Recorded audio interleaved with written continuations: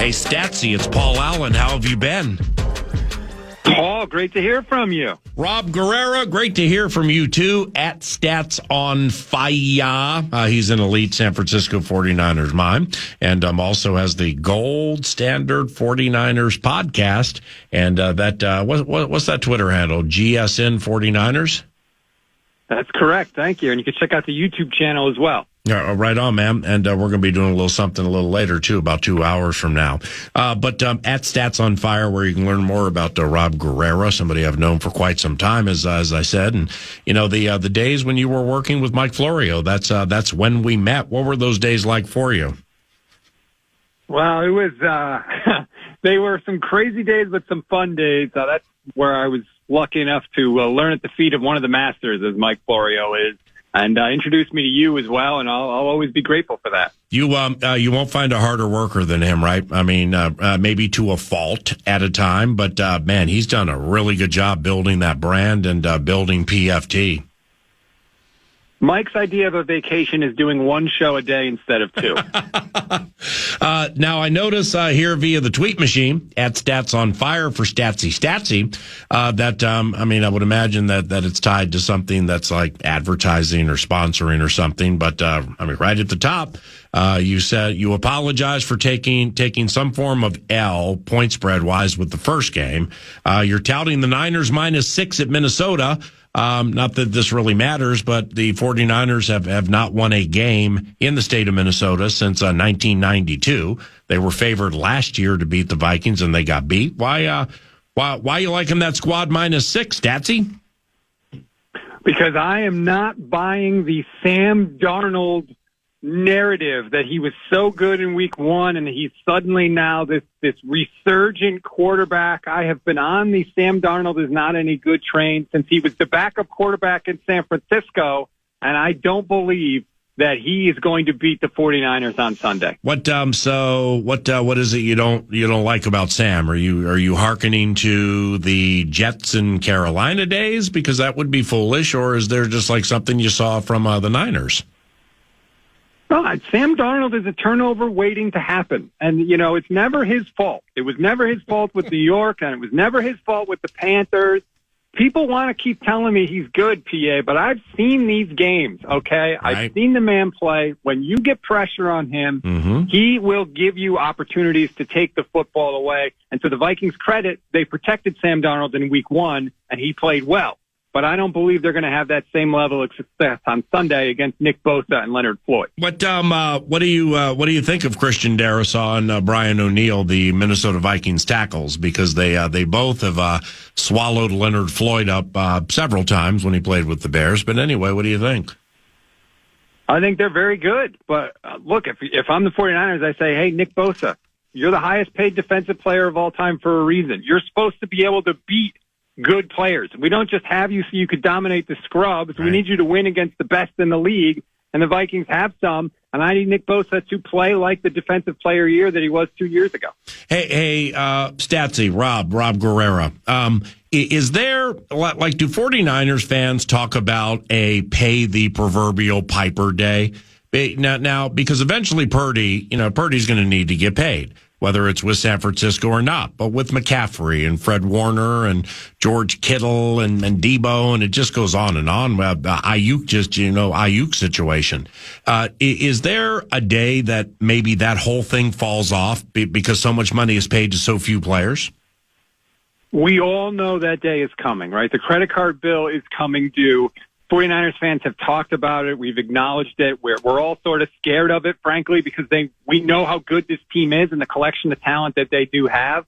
But I'm not thinking about that right now, PA. I'm like a toddler that stole their parents' phone, running wildly through the house, not thinking about the consequences of my action. All I'm thinking about is this year. Get it done this year. Win the Super Bowl this year. If we've got to pay the credit card bill, a year from now, 2 years from now, whatever. But it has been 30 years since the 49ers have won a Super Bowl. It is all on this season. What do you think of Brock Purdy overall? I think that Brock Purdy is a really good quarterback. I do not think he is an elite quarterback. I think that he doesn't have the kind of ability to simply put the team on his back like a Patrick Mahomes or a Josh Allen or a Lamar Jackson. He's not that guy, and that's not meant to be a knock on him. There are very few. I think he's a tier below that. The thing I like about Brock Purdy is he takes doubles over singles. He's not looking to hit the check down all the time, and he has a very good instinct about when to go for the jugular. He knows when to take a shot down the field. He doesn't put the ball in harm's way too often. And now he's starting to use his legs a little more, which I think is going to be a nice little bonus for him because he can run around a little bit. I think he's really starting to get a feel for when to do that. That, it's just one look. That's all it took. Copyright Carly Simon, but Malik Collins. Holy cow, man! That at least off one game looks to be a pretty nice signing in the offseason. I think from the Texans, right? Didn't he play for the Texans? Yes, he was with D'Amico Ryans last year in Houston. And like you said, it's just one game, but I was blown away with how much better the 49ers front was against the rush. That was a real problem for them last season, especially at the end of the year. They were getting gashed on the ground. They look like a completely different defense and a different team on Monday against the Jets. Breece Hall had the fourth most yards from scrimmage last year, and he didn't do anything. His longest run of the game was 16 yards. He did nothing after that. That's a credit to Collins and everybody up front. And I think the 49ers are going to need to do that again in Minnesota on Sunday. Rob, I'm only 7% into my game calling depth chart. But the player you ended up with after trading DeForest Buckner, that first round pick, inside defense, what's the cat's name and what does he do these days? Javon Kinlaw. He is actually on the Jets, believe it or not. Oh, wow. So they got bored with him, right? Yeah, he was a player that they thought had some skill, but he had a chronic knee injury coming out of college, and it was a constant issue. He had multiple surgeries in San Francisco. He could never stay on the field, and frankly, even when he was on the field, he couldn't really sustain any sort of ground. He was getting shoved around a lot, so they let him go, and he signed with Robert Saleh in the offseason. Those on the outside, fans, stuff like that, or those on the inside, coaches and personnel people, I think they're in unison with Kyle Shanahan and respecting and praising his week-to-week unpredictability. From your standpoint, you're an elite football mind. What do you like about the way Next Level Shanny calls games? I mean, the way he calls games is frighteningly good. I mean, he has such foresight into know what the defense is going to do. He knows exactly what you're going to do. And more importantly, he's really good at figuring out when you're going to adjust to what he has been doing. And he knows how to throw the counterpunch to knock you out. There was a perfect example in the game against the Jets where they're running the ball. Kyle Juszczyk is the lead blocker. And then in the third quarter, Juszczyk fakes like he's going to block for the run and runs out and gets a 34-yard gain down the left sideline. That is the biggest thing with Kyle is he knows exactly when you're going to adjust, and when you think you've got it, he knows how to counterpunch, and they can hit you for some big explosive plays. At Stats on Fire via Twitter, Rob Guerrera, somebody I've known for more than a decade, and his podcast is the Gold Standard 49ers podcast. Who over the totality of 17 of them, and then say 4 playoff games, but for the 49ers, it generally would be 3, divisional round, championship game, and then the Super Bowl. Who's more important and why, McCaffrey or Deebo Samuel? Oh, that's a good question. I'm going to say Christian McCaffrey. Why? And the reason I say that is it's easier to get the ball in McCaffrey's hands. Deebo Samuel, for as good as he is, has really struggled against man coverage. He has struggled to separate. And so the 49ers have to do a lot of kind of special things to get the ball in his hands, whether it's runs out of the backfield or, screen passes and things like that. They really have to work and go out of their way to sort of do it. Christian McCaffrey is so good. One, obviously they have the advantage of just being able to hand it off to him. But two, they can use him as a receiver. And because of that, the gravity he has when he moves around the formation, he attracts so much attention that even if he doesn't get the football, he is opening things up and affecting things for everybody else on the offense. So they're both important, but I would put Christian McCaffrey over Deebo Samuel. All right, my brother. I'll chat with you later today, 1:00 Cornfields. And thank you very much for the opportunity to join your podcast later. And thank you for joining 9 to noon right now. Appreciate you, Rob. You too. Thanks, Paul. Later, brother. That's at Stats on Fire. When we return, we go to at Mile High Roach, Alan Roach, the voice of U.S. Bank Stadium, plus much more, where yours truly just learned a proclamation I made on Monday did not come to fruition.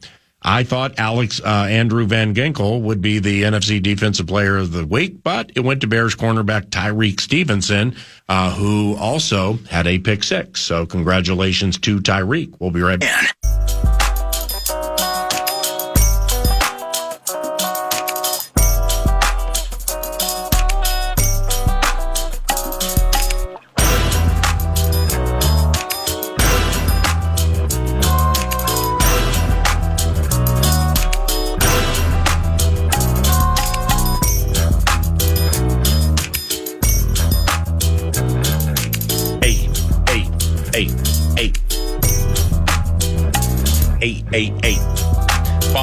Greg Papa, the play-by-play voice for the San Francisco 49ers. He'll join 9 to noon tomorrow, a Thursday, into a Friday football feast. That'll take place Friday, PA and church at Buffalo Wild Wings Maplewood. Then we chill. PJ's team gets Nevada over the weekend, Saturday, KFAN. And then the Minnesota Vikings host the vaunted, ballyhooed, and highly touted San Francisco 49ers. That is a noon kick at U.S. Bank Stadium. And the pregame show with Muss, Vikings Football Sunday at 10 a.m. And the man on the microphone in U.S. Bank Stadium joins us now. He is the Vox of all Voxes ever to Vox. He is Alan Roach, at Mile High Roach. He'll come to town on Saturday, then do the game on Sunday, and roll on to whatever the next endeavor is. But the next endeavor for Alan happens to be right now, and here he is. What's going on, Vox? How you doing? Never look past, it's just one gig at a time, PA. One gig at a time. The next biggest gig is this gig. Hey, you being Slayton born and raised, and you've lived in Colorado a majority of your life, or a lot of your life, and you're the voice of a ball arena with the Avalanche, and voice of the Super Bowl and the draft and U.S. Bank Stadium and all that. One gig at a time, I get it. Did you because you didn't text after the victory over the Giants, and you generally do, were you looking at it like, damn, my favorite squad looks really good, or, yeah, but it was Daniel Jones, yeah, but it was the Giants? I gave you all the text you needed before you left last week, and so I figured that one was, had its shelf life for a few days. I didn't need to say, hey, I told you so. Right. And it was, I heard somebody say earlier on your program that if the Vikings have any, vision of being a relevant football team, that's what they should have done to the Giants. And they did. And I had full confidence they were going to. And sure, just like everybody else, oh, really, CJ, are you kidding me? But it all went away. When you were listening to 9 to noon earlier today, which I didn't know that you did much, did you hear when I previewed you coming on at 11:20 and I went, the white zone is for loading and unloading only? Was that pretty good? How do you think I don't listen to KFAN? I do all day. You do? Every day during football season for sure. And last year it extended through the Timberwolves. Yeah, for sure. But I did hear you say that. So how excited are you for Sunday? I mean, shoot, it's the palatial purple paradise. It's the house of pain, and you haven't been on the microphone since the Raiders game. Yeah, it seems like a long time. It has been a long time. Was it 6 weeks? Something like that? Mm-hmm. It needs to be the house of pain. I mean, after watching the Vikings defense and the new toys that Brian Flores has, and I think to some degree hand-picked toys by Brian Flores that's joined this defense, it needs to become the house of pain. And I think, the offense is going to take care of itself, and they get all the accolades with all the superstars they have on the defense, or rather on the offense. The defense maybe doesn't have those superstar names other than Hitman Harry. Right. But I'm super excited about what Brian Flores can do. Yesterday, Cam Bynum, again referring to earlier on KFAN, yesterday when Garzi was filling in for Guerrera, they had Cam Bynum on, and he said some of these new guys that have joined the defense, they joke, this isn't even a defensive scheme. This isn't a real defense. This is just we come in and we do stuff and we figure out how to mess up the other team. And I thought that was really telling about the skills of Brian Flores, that he doesn't fall into any of the stereotypes of a 3-4 or a cover 2 or a shell or whatever.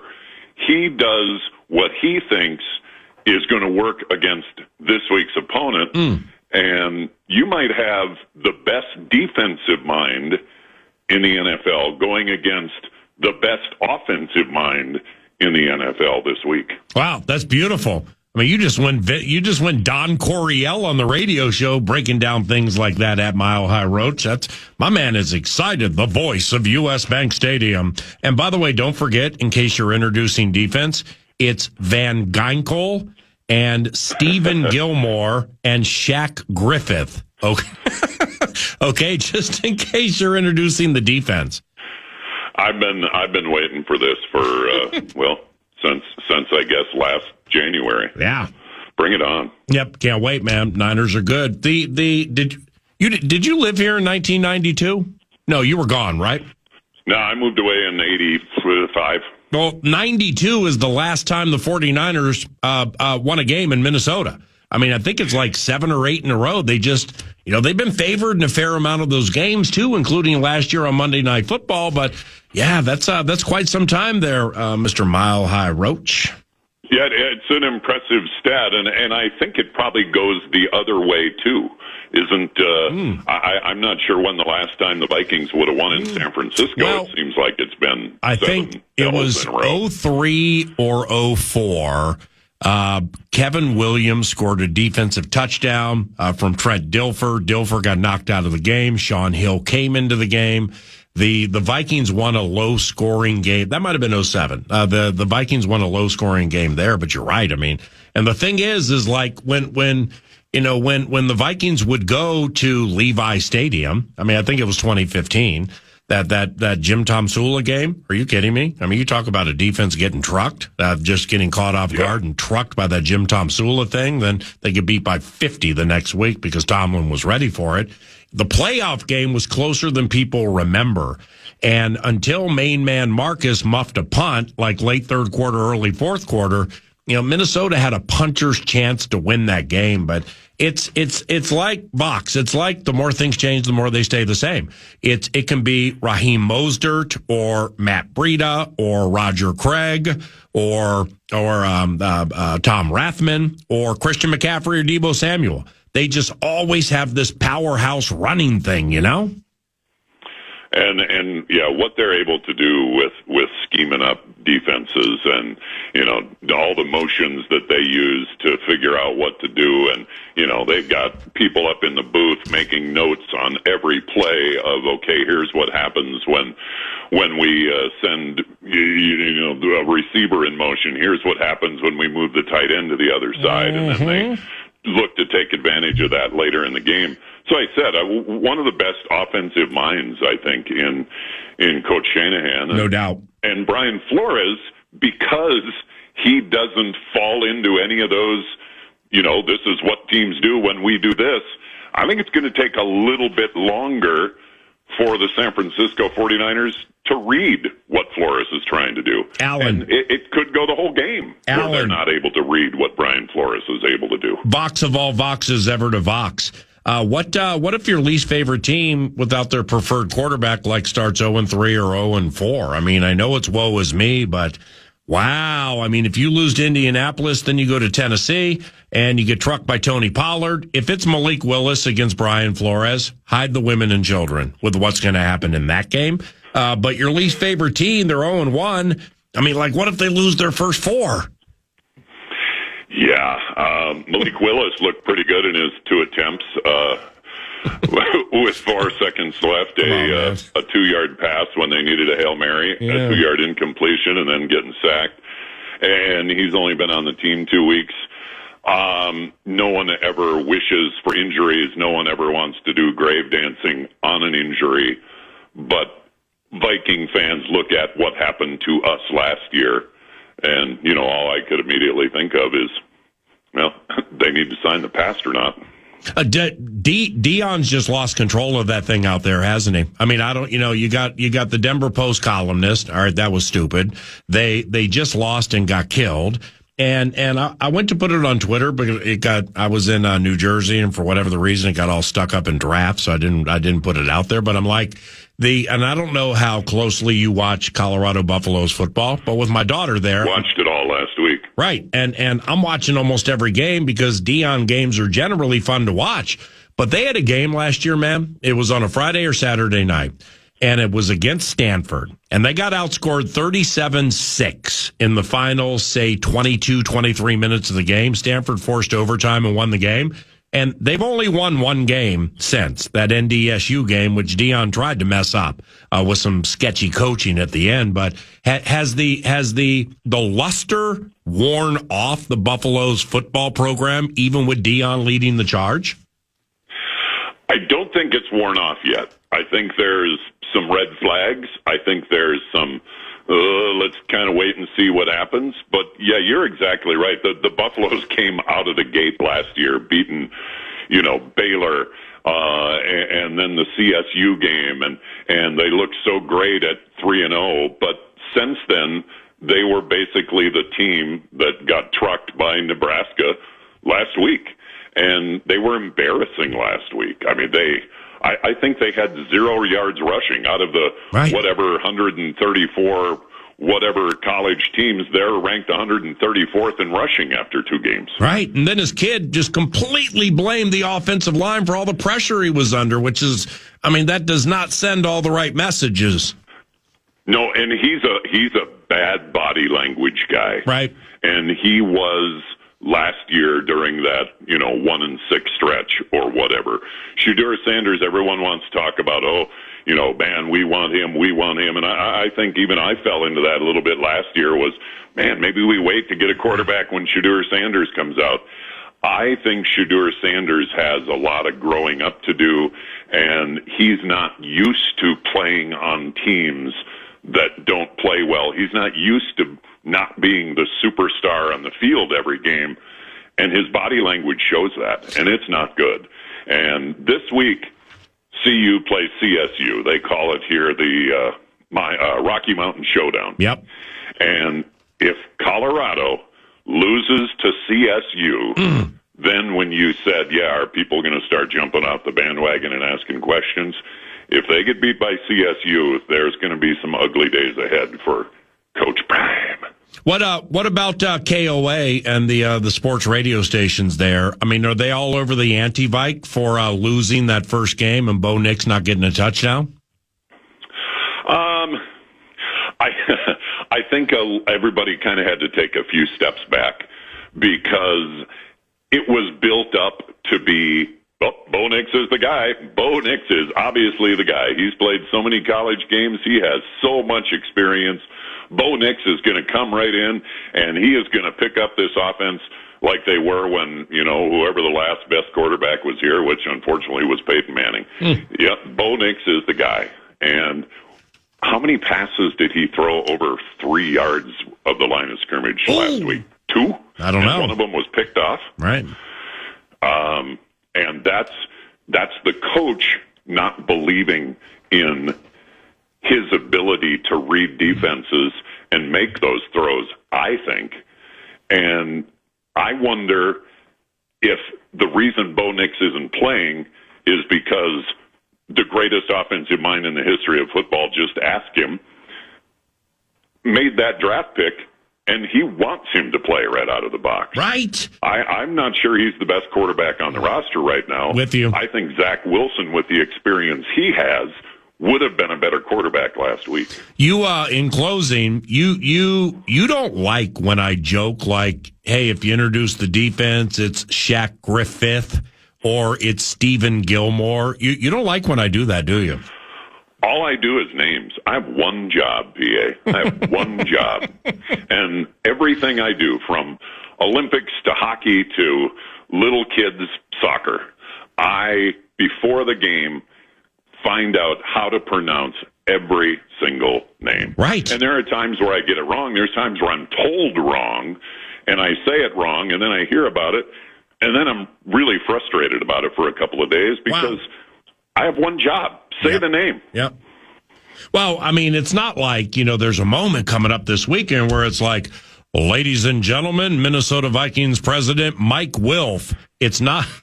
I have nightmares of that kind of stuff. Oh man, you don't want me to make jokes about whether a field goal is good or not. Probably. Oh, hey, you stop that, okay? That's yesterday's news from a few years ago. You little biatch. You can't say that. Actually, you can, and it's great. All right, love you very much. We'll text you later, and I'll see you this weekend. I can't wait. All right. Can't wait to see you, PA. See you, Alan Roach at Mile High Roach. He's the voice of U.S. Bank Stadium, and the white zone is for loading and unloading only. Well, my brother, we went 3 for 3 today. It started with Florio, went into Sinekin, and then Rob Guerrera, statsy on fire. Yeah. And it was a common thread, but it was the Giants. It was the Giants. But it was Daniel Jones. But it was Sam Darnold when he was trying to hit Robbie Anderson on a skinny post with the Jets and the Panthers. And Robbie ran the wrong route, and it was intercepted, and that's what Sam does. Hey, kitty, just begging to throw the ball to the other team. We went 3 for 3 today, sucking them into the Moreaus. So we just don't have a chance on Sunday. I mean, why even play the game? Yeah, we don't even have a chair. I mean, we have one chip, and it's blue. We walked into the casino with a $1 chip. They wouldn't give us a chair, so thus we have no chance, even though we're at home and haven't lost to a 49ers team in this state since 1992. And McCaffrey, I mean, it's like, no McCaffrey, no problem. Watch Jordan Mason go for 175-3. Spend the entire offseason, the entire summer saying, this is what I want to see from Sam, and you get it. Right? Yeah. You spend the entire summer and the entire offseason saying, this is what I want to see from Aaron Jones, and you see it. No more Danielle Hunter, DJ Wanham out the gates. Everything is changing on defense. All these new faces. I need to see this from the rookie. He gets a sack. I wonder, I'm just kind of curious. What on earth does Andrew Van Ginkel look like? Well, we got to see it. Right. So you check all those boxes and you beat on a bad team. And then somehow, even now as we enter Wednesday, and we will be turning the page towards the Niners really in earnest tomorrow with more pressure points, and super pumped for this game on Sunday. We're not even allowed to be excited about the game. Yeah. We can't be happy that we saw what we saw, that we know what we saw and we liked it. Yeah. On Sunday, because it's the Giants and because it's Daniel Jones, you asked your team to beat on a bad team, and they did in spades. Let's freaking go here. Thank you. What if it starts as D-Bo and ends up as D-No? Sam, the man on the fan, going against his former squad. This right here is a good one. And then after you go 2-0, you get Diggs and you get Danielle and C.J. Stroud, and holy cow, here they come. Yeah, so on a Wednesday or on a Monday or on a Tuesday after that Giants win, how about that? You feel confident. And again, wow, look at this schedule. Ever since, what was it, mid-April, late April? I forget when the schedule was released, maybe just shortly after the draft. We're doing the show. Ooh, look at that gauntlet. You get week 1 at the Giants. Okay, well, Coach of the Year. Kevin O'Connell should have been Coach of the Year 2022, by the way. So, and if it wasn't O'Connell, how was it Daboll, who O'Connell beat in the regular season? But anyway. Or even if you want to go playing favorites, what about Sirianni in a team that went in the Eagles that went to the Super Bowl that year? So, Brian Daboll, who, as you were talking with Florio, he might only have on his shelf that Coach of the Year award in about 6 months. Right. So best of luck to the G-men. But we were worried. Hey, look at this gauntlet. It's Niners week 2, Texans week 3, Lambeau. Oh, my goodness. Jordan Love and all that cash. Oh, no. Now it's a completely different story. You're walking around. You're feeling confident about things. You can go ahead. You can lose a game on Sunday and still say that the season is not for naught. Yeah. That we can push forward and have quite a competitive squad. Yeah, that's a great way to look at the prospective 49ers season, is you can lose a game this weekend. Super Bowl, homeboy. Is still possible once you get Christian McCaffrey all squared away. Exactly. Now, Kyle Shanahan, in closing here, because you put some time into that coach speak. In closing, Kyle Shanahan, seriously, he did have a quote following the Vikings Monday Night Football victory over Next Level's 49ers last year, and it's something that I've remembered ever since we played it last year on that Tuesday, and it's this. And I will have my vengeance. He's a good coach. In this life or the next. Yeah, he's serious, very serious right there. Well, what if the Vikings beat the Niners so badly that the brim on Shanny's hat is curved when he leaves U.S. Bank Stadium? What if that happens? But, Are we allowed to be excited on Monday if the Vikings beat the Niners? The answer is no, because if McCaffrey doesn't play, but Christian didn't play. I mean, but Malik Collins is new from Houston, and he's still learning the spot. That's why Aaron Jones kept running around him. Yeah, Ayuk's not up to speed yet. Yeah, Ayuk was not on fire. CoachSpeak, just coordinator's corner of sorts. I pulled some audio clips from all three of our coordinators who spoke to the media yesterday. Hotline, and we're going to start with Brian Flores on defense. He begins this comment talking about Harrison Phillips and the re-up. Well, I'll start with Harrison Smith. Oh, Harrison Phillips. Sorry. Whoops. I just heard he agreed to terms. I think that's excited for him. I think he's done a lot of great things. Just in my time here, his leadership, his playmaking ability. I'm excited for him, excited for him, his family, and it's definitely earned and deserved. So, but as far as the team, very proud of the way we played on Sunday. Just a great team victory. And I want to hit on that, PA, because what's interesting to me, looking at snap counts, and I've said it a couple of times, and maybe you agree, maybe you don't agree. I thought Harrison Phillips played too many snaps last year. And kind of looking at a defense, again, that was on its way up, ascension, loved it, leveled, and ultimately fell. I mean, guys looked tired at the end of last season. But looking at the play mix, this won't be the same every single week. Spectrum of competition, Giants on one end. This weekend, we're looking at a whole different kind of juggernaut. But Harrison Phillips, 52% of snaps. Yep. And outside linebackers, how about this? Jonathan Grenard played the most of any outside linebacker at 73%. Otherwise, how about this mix of Jihad Ward at 40%? Then you look at Turner played half the snaps. Patrick Jones, productive with 34 snaps and 2 sacks. Van Ginkel played about 57%. He played 41 snaps. For me, with this team, when you think about talent and you think about depth in 2024, if it's going to be better than it was last year, we need to see more games where that play mix looks like that than thinking about heavier numbers on Phillips, heavier numbers on the rookie, heavier numbers on Van Ginkel. Keeping guys healthy is really an A topic. I love the play mix of that group of linebackers on Sunday. I was at Hy-Vee Robbinsdale yesterday, 4 to 5 in the afternoon with Harrison Phillips, and I was not aware that he played so infrequently. And he brought it up, and I said, well, are they saving you for December? And he said, no, January.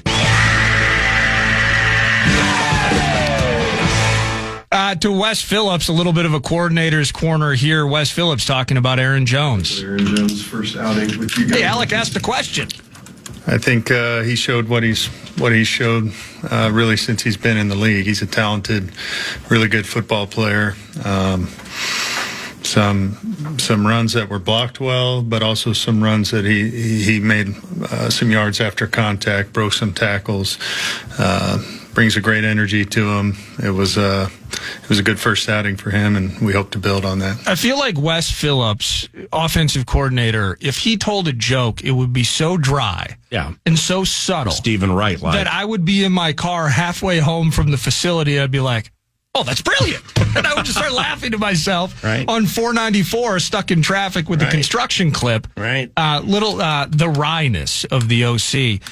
The key for me with the run game, PA, just 111 yards. And, if we're going stats from the weekend, et cetera, but middle of the pack. But this team was one of the worst rushing offenses a year ago, only 7 rushing touchdowns. This does not have to be Ravens Midwest. It just has to be respected, PA. Right. And I thought we saw by the end of the equation. That's why earlier in the show I mixed in hey, CJ, whether it's motions that you mentioned or just him being on the field more often, I love the way that it looked. It made sense to me. And, similarly, talking about taking snaps off the tires of a Harrison Phillips, I think it was 14 or 15 carries. I should have had the box score in front of me, but a nice day's work, a productive day's work from Aaron Jones. And then you even get Ty Chandler with a couple of receptions out of the backfield. Mm-hmm. Again, a rushing attack that can be respected will lead to success with Sam through the air. You ain't going to be giving the ball to Aaron Jones 23, 4, 5 times every single game. Right. It does not behoove you to do that. I'm glad you mentioned Ty Chandler. Ty's catch, he had a first down catch right flat where he caught it fluidly. He ran to the right spot, and that looked good. Now I haven't looked back at his blitz pickups, but the Giants blitzed a lot. But that was a nice step for Ty Chandler. Man, we got a lot of speed in that backfield. We do, to the special team side of things, and we're going to run out of time ultimately, but this was just a fun audio exchange. Special teams coordinator Matt Daniels asked about Will Riker, the rookie, the kicker. You have a nickname for Will yet? Oh, yeah, I did. It's a week later, I did. We do. I was actually talking with DG about it. I haven't officially actually told the team or Will this, but I was talking with DG that possibly we could call him Will Striker. Striker, that's what I'm thinking. He's going to be Striker. He strikes the ball well. And I don't know if anyone has ever seen the movie Shooter, but Mark Wahlberg's name in the movie was Striker. So think of Will almost like a sniper, for that matter. Huh? Yeah? Like it? Will Striker, Riker. My mind was in the movie Airplane, but that's it. Oh, yeah, no. Yeah. So, yeah. That's what Let's I go thought Striker. Yeah, me too. Will Striker. We'll put it out there. Yeah, put it out there. Stream right now. Yeah, let's put it out there. Well, the nickname of the kicker may or may not be Striker. We'll see where that goes. 4 of 4 on extra points. And in there, Daniels was hit with the new kickoff bid. So then he's talking about, Gaskin, body type, still trying to figure that out. He saw explosive plays around the league. So he went into detail about that. But in particular, he was rooting. He was disappointed, Matt Daniels was. He didn't get to see at least a field goal opportunity, end a half, or even at some point during the fourth quarter, milking out the clock. But he was super happy overall with what he saw from his special teams group and loved seeing the rookie kicker go 4 of 4 in the extras. This, in closing, this just plays into it's to say a team was unorganized like the Giants, that there just was an unorganized feel to it. All right. I mean, they got their punt and kick returner who was injured in the first place. They got him out there sprinting pregame, and then Bursic caught him limping, and then he ran again, and then all of a sudden he's out, and they're playing a guy short. So they had to play a guy short on their roster because the inactives are already in. Was that the gunner Olszewski or? Yep. Bemidji State, go crazy. He was a Bemidji State Beaver. But with the kickoffs, like Graham Gano, okay, he's a good kicker. Now, when you got Myles Gaskin back there, who has 2 returns in his career with an average of 13.5 yards per return, well, that's supposed to be kicked to that guy just to see what happens. Yep. But they had no intention. They just boomed. They just let's just hoist the white flag. We got Kayvon Thibodeau. Doesn't work like that. What does work like that is 9 to noon back with you tomorrow at 9 a.m. Ben Lieber's part of the radio show tomorrow, and 49ers Vox. Greg Papa will join us tomorrow in the final hour.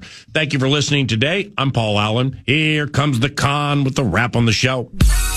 And thanks to Casey's for bringing you the 9 to noon show wraps. Not the poor content, but the time slot itself. Elite food and fuel and elite pizza at Casey's. It's 9 to noon with the comfy, cozy feel. We're rocking the track suits, all thanks to Unreal like this Vikings defense. So I'm here to overanalyze and spout nonsense. Because we are company men, and Brian Flores' group projects to be top 10. 'Tis the season for us to be a bit too emotional, reciting words from the Purple's devotional. But hey, even if things do go wrong, sure, we knew there were signs all along. If the operation should have fallen through the floor, am I responsible for what I was touting weeks before? And the Niners, they could certainly kick our asses and even fog up my violet-colored glasses. But we'd be here Monday with optimism to sell. Plenty of water left to drink from that well. KFAN is my favorite station. Podcast today's Paul Allen Show, or listen back to previous show and interviews by going to the iHeartRadio app or KFAN.com.